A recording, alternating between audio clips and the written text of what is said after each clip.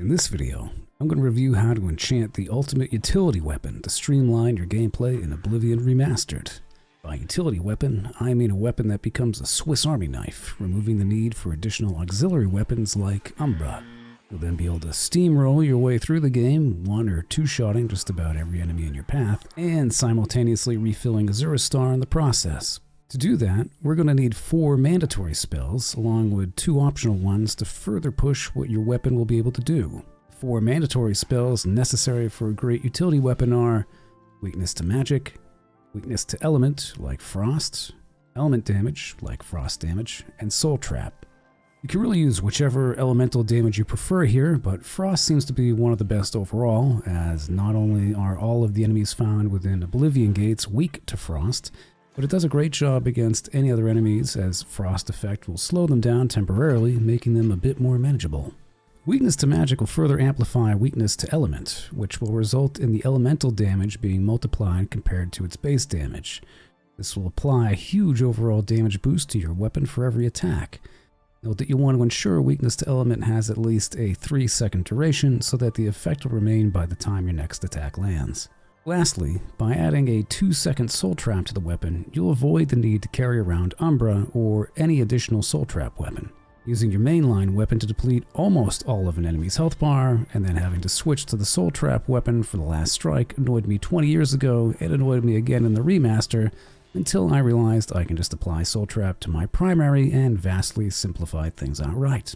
As long as you have some empty soul gems or Azura star and are dispatching plenty of non-humanoid enemies, like in Oblivion gates, your enchanted weapons will basically never run out of charge.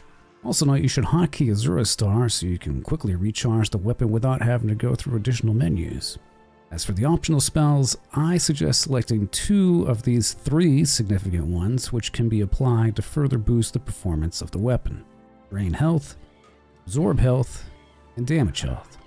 Drain Health will temporarily lower the enemy's health by a specified amount given the duration, and in my case that was 20 points for 1 second. That 20 points will return after 1 second, but this really packs a punch for the final strike, as once the enemy's HP hits 0, it's not going back up. This is great to use if you're already a tank and barely taking any damage, which is what I went with in my case. Conversely, Absorb Health will transfer health from the enemy to you, and will be more beneficial than Drain Health if you're more of a glass cannon build and want to heal from your attacks as you're taking damage head on. Lastly, it's good to apply some Damage Health, since it flat out deletes the enemy HP directly, bypassing any armor or defense. Given you can only apply a max of 85 points when using a Grand Soul to enchant a weapon, you can experiment with which spread of effects and points work best for you, but in general you'll be destroying everything that comes your way with a single weapon. No more switching to Umbra or any other weapon juggling. Just hack your way to victory. You can purchase nearly all of these spells from either Vij the Cautious or Selinus Vazinus at the Skingrad Mages Guild. They'll sell weakness to magic, weakness to frost, elemental damage in the form of hailstone, soul trap, drain health as dire wound, damage health as entropic bolt, and lastly you can grab absorb health or consume health from Mark Goulit from the Anvil Mages Guild. If this video helped you out, click the buttons to return the favor. Otherwise, thanks for watching. Now get the hell out of here.